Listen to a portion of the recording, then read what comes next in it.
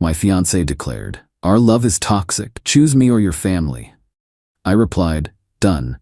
Then I chose my family and sent her a bill for her share of wedding deposits. She was frantically calling my family, claiming I didn't understand her ultimatum. I, 32M, was engaged to Amber, 29F. We'd been together 4 years, wedding planned for next spring. Invitations nearly ordered. Deposits paid on a venue, caterer, photographer, the works. Around $20 spent, mostly from my savings, with an understanding we'd square up her half later. Yeah, I know. Lesson learned. The last few months things got edgy, especially about my family. My sister Grace, 28F, just had her first baby, Bobby. My parents are thrilled. I'm a new uncle, stoked. We're close. Sunday dinner's always there for each other. Normal stuff for us. Amber started making comments. They're a bit much. Do we have to go over again? Grace only talks about the baby. I tried to explain, suggesting she'd get it more if she had a niece-nephew or when we had kids. Bad idea. Are you calling me unmaternal? She'd fire back. Everything became an attack. Last Saturday, it blew up. BBQ at my parents'. Grace and Bobby would be there. Amber flat out refused to go. Why not?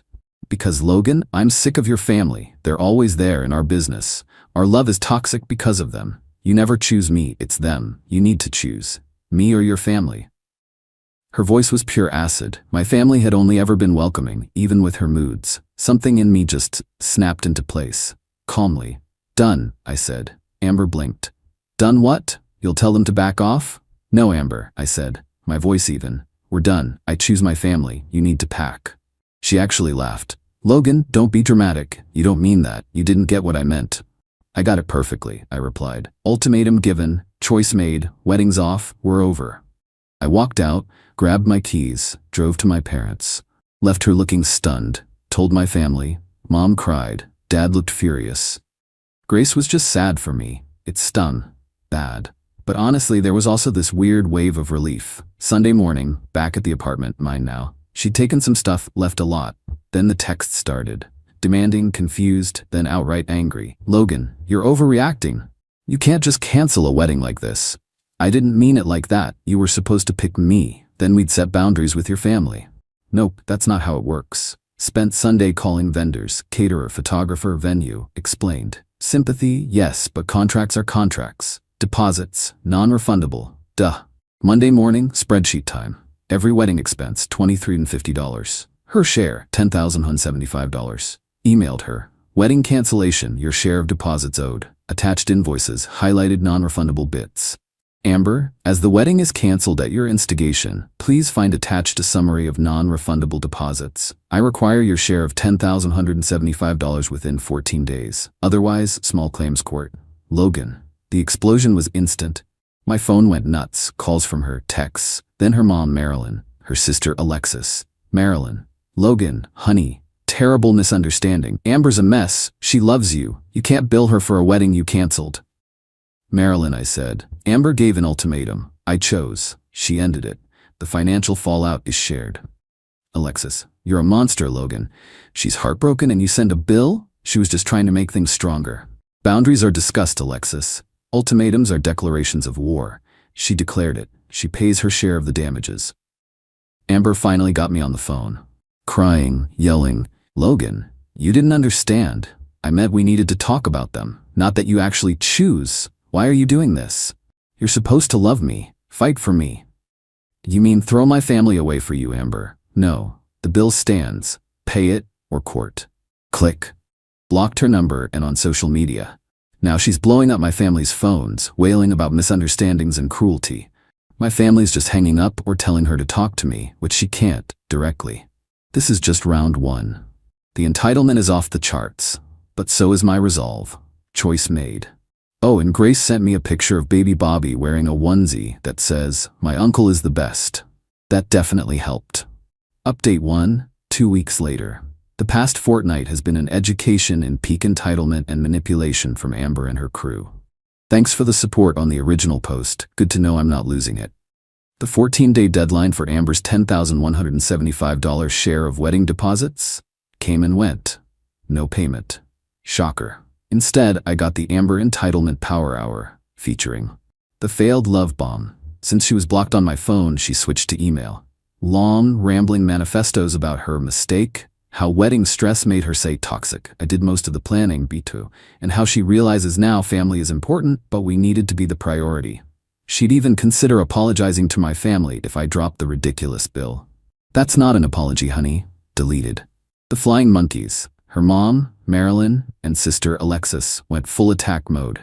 Daily calls to my parents. Mom was too polite initially, Dad just started hanging up. Grace got vile DMs from Alexis on Insta, blocked. Alexis even tried ambushing Dad at his golf club. He gave her the silent treatment. Club security had a word.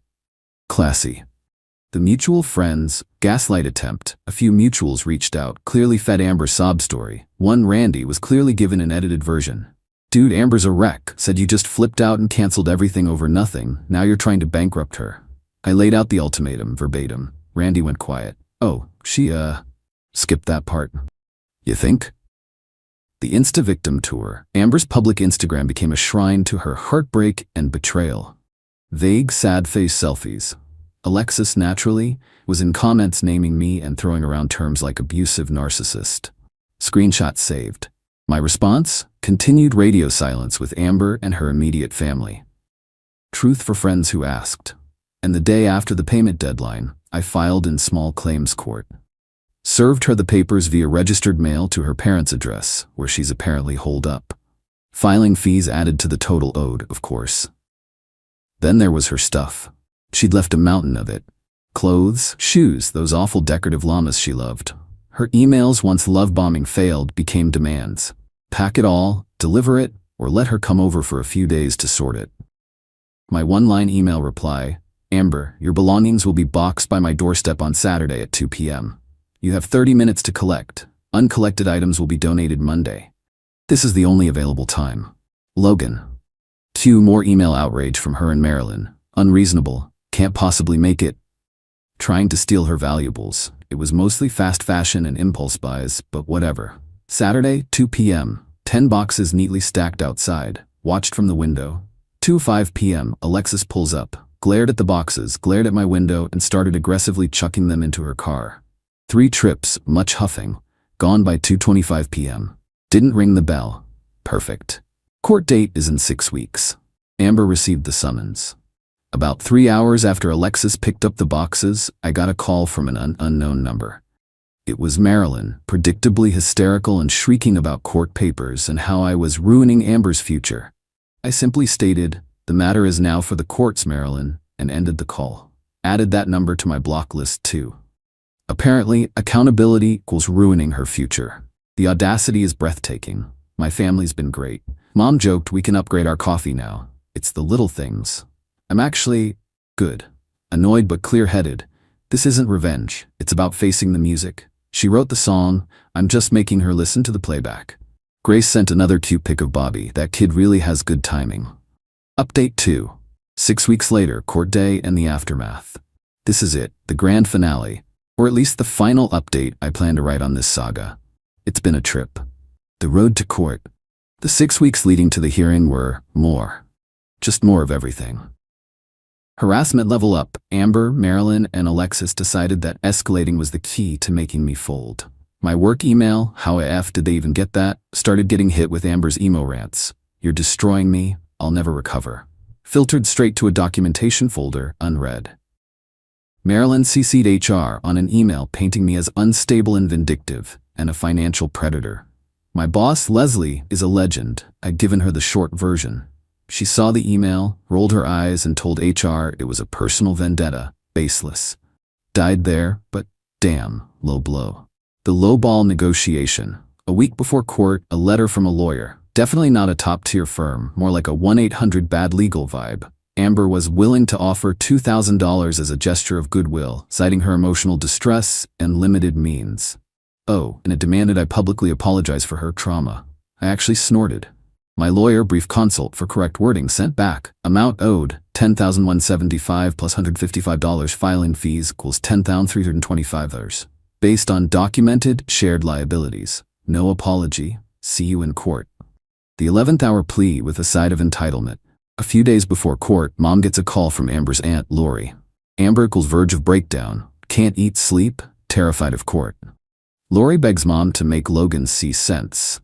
Mom, bless her cotton socks. Amber made her bed. He's asking for what's fair. She should have thought of that. Lori also mentioned Amber had been talking excitedly to cousins about a much-needed relaxing spa weekend. She was planning to de-stress after all this. She didn't have concrete proof, but the timing was suspicious. It planted a seed. D-Day in court. Suited up, calm, folder of evidence ready. Printouts, ultimatum text, itemized bill invoices, non-refundable clauses, proof of service, Alexis's charming social media stylings.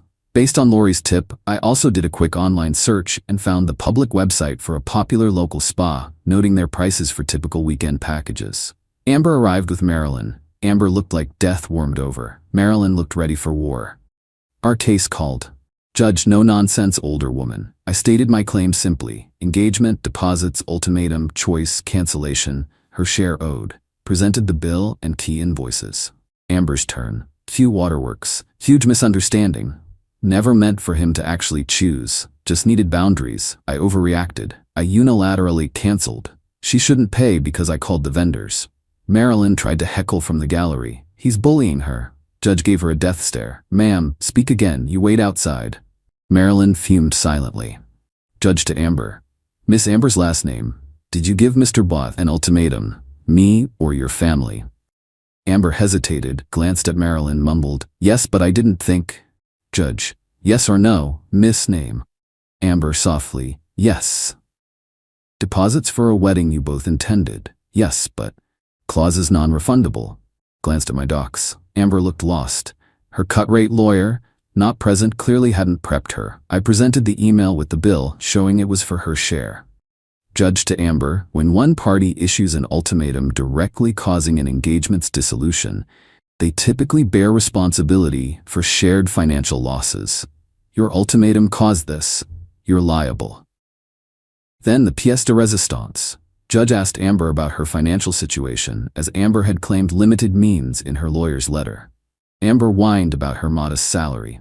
Calmly, I asked the judge if I could address the claim of limited means based on recent information regarding discretionary spending plans. The judge nodded. I mentioned the information about a planned spa weekend from her Aunt Lori and presented the spa's typical package pricing from their public website, suggesting such an expense seemed at odds with a claim of severe financial distress. This information about her plans for a luxury spa weekend, Your Honor, came to light just a few days ago. Amber went white. Marilyn audibly gasped. Lori's tip had paid off. The judge just arched an eyebrow. She didn't even comment on it, but the point was made. Judgment, for me, full amount, $10,325. Amber had 30 days to pay. Otherwise, wage garnishment, bank levies, the works. The fallout. Amber full-on sobbed. Marilyn went crimson, muttering about appeals. Good luck with that from small claims on no grounds. I grabbed my papers, thank you, Your Honor, and walked. Didn't look back. Hallway. Marilyn accosted me. You rotten man, she hissed. You'll regret this. We'll appeal. Marilyn, I said, tired but firm. It's done. Judge ruled. Tell Amber to pay. This was all her. Walked away. The revenge wasn't just the money, though $10 is $10. It was public truth. Amber forced to admit the ultimatum in court. No more. He misunderstood. It's on record. Entitlement demolished. The look on her face when the judge, a neutral authority, laid down the law. Years of enablers, looking at you, Marilyn, meant nothing against cold hard facts. The spa plan implication, highlighting her potential discretionary spending against her claims of poverty. Delicious. What now? Will she pay in 30 days? 50-50. If not, garnishment it is. Hassle, but it's principle now. Her supporters? Crickets. Hard to spin. Amber lost in court, admitted ultimatum, and might be prioritizing spa days over debts. The best revenge? Sticking to facts, letting their actions create their consequences. She demanded a choice. I chose. She didn't like it. She didn't like the bill. Now a judge says she pays. My family's thrilled. Celebratory pizza night. Grace hugged me. Proud of you for standing up for us. That hug? Worth more than $10,325. Amber wanted me to choose. I chose my family, myself, and sanity. She's learning that choices, especially entitled ones, have price tags. Good.